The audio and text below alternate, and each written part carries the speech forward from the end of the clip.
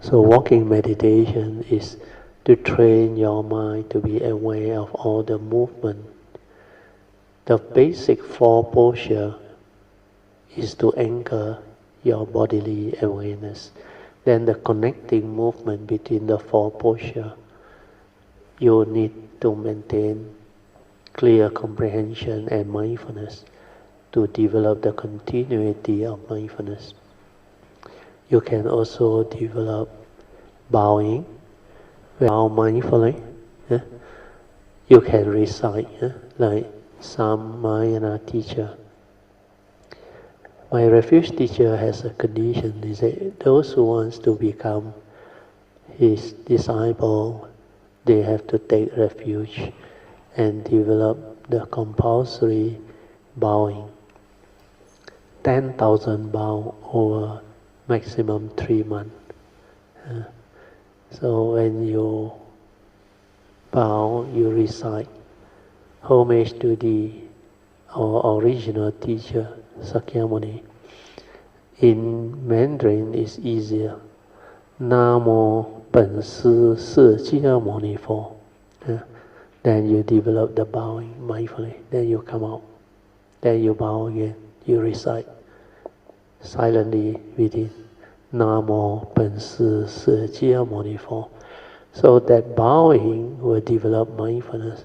Then the recitation, you have to recite until the awareness and the recitation become one.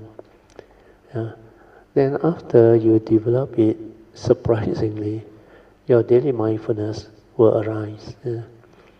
In fact, in the year 1986, when my whole family take refuge under Master Hsien Hua, I did the bowing and I finished it in less than 2 months. Then I realized after that my mindfulness stabilized. So that bowing is very useful. It also develops self-faith. So it's up to you to do it in whatever way that is conducive to your own maybe peculiar character or approach to develop all this meditative training. Okay, then the other 15 minutes is for you to develop the contemplation. The contemplation can be done anywhere within the vicinity of the temple. Sometimes after 45 minutes of sitting or walking or lying down, you want to go and develop the contemplation, you can mindfully arise. Then mindfully pay your respect, walk out.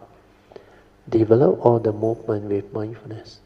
Then you can look for either a bench somewhere or the corridor, or even walk out of the temple. Do your reflection and contemplation. Look at nature. Look at the surrounding. Silence your mind to develop the contemplative wisdom, which the Buddha called the second turning. Then you can reflect on the Four Noble Truths, especially the first Noble Truth. Why did the Buddha say birth is suffering? Old age, sickness and death is suffering. Then the morning chanting, Rupang Anicang, Vedana Anicang, Sanya Anicang, Sankara Anicang, Vijnanang Anicang. What is the meaning? How can you develop understanding of Rupang Anicang? How come we say all of form, external form, the bodily form, they are all impermanent? You must have that direct seeing, the awakening and the understanding to really have that type of understanding to recite with understanding. I remember during the early years when I trained myself, I contemplate, reflect until so clear, until my understanding is so stable. Then when I went to Thailand, my teacher's way place, the morning chanting, the monks, 3:45 a.m. they wake up, they do the chanting. When I heard this, Rupang Anicang, my nature become very different. It like raise up, and there is so much clarity. Like everything I come to perceive or observe, all the form, I understand why is rupang anicca.